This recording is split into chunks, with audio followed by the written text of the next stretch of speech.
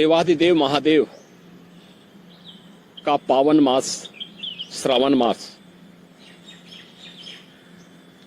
प्रारंभ हो चुका है। श्रावण मास की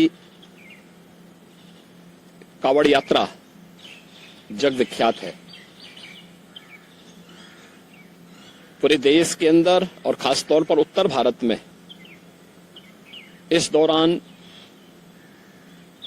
शिव भक्त महादेव के अनुष्ठान में लीन होकर के सभी शिवालयों में जलाभिषेक के साथ अपनी असीम भक्ति का प्रदर्शन करते हैं।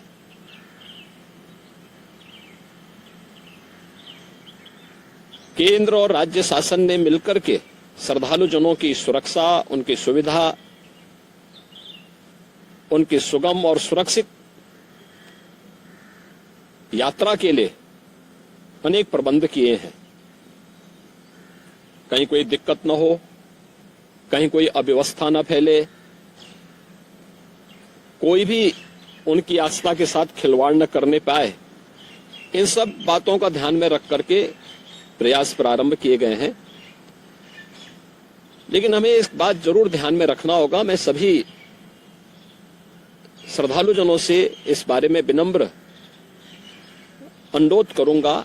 हम लोग भी शिव भक्त हैं, महादेव की असीम कृपा हम लोगों पे बनी रही है और निरंतर हम महादेव से यही प्रार्थना करते हैं कि उनकी कृपा सदैव बनी रहे। कोई भी पर्व और त्योहार, कोई भी साधना बिना आत्मानुशासन के पूरी नहीं होती है। सुगम और सुरक्षित यात्रा के लिए हमें न केवल अंतःकरण से बल्कि बाहरी रूप से भी उस पूरी प्रक्रिया के साथ लीन होना पड़ेगा। शिवो भूत्वा शिवम यजेत।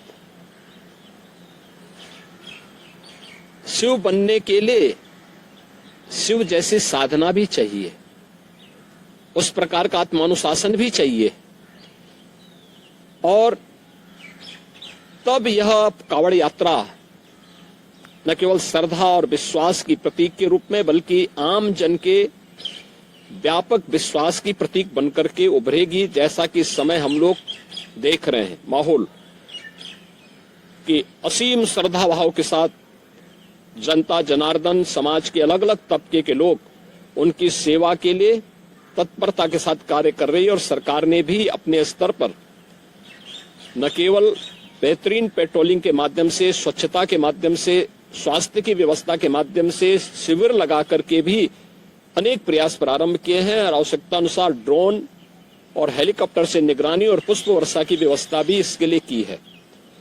मैं सभी शिव भक्तों से अपील करूंगा कि देवादेव महादेव की ये कृपा हम पर बनी रहे। हम व्यवस्था के साथ जोड़ करके इस पूरी यात्रा का न केवल आनंद लें बल्कि पूरी श्रद्धा और विश्वास के साथ आत्मानुशासन का परिचय देते हुए